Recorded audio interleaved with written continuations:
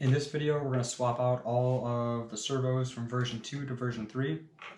The upgrades from version 3 are, as you see, with our fixed joints here, we now have, I call it the hip, so full range of motion. So hopefully this lets us walk a little better. But let's get going.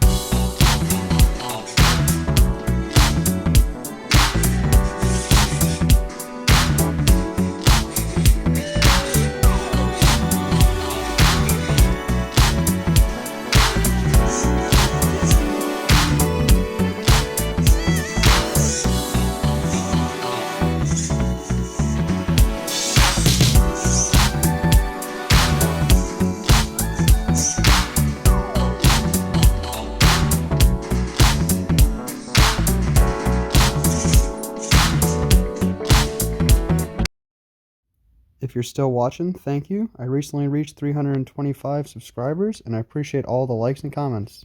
If you're not subscribed, I highly recommend hitting the subscribe button to see updates on this project and many other big projects to come this year. And thanks for watching.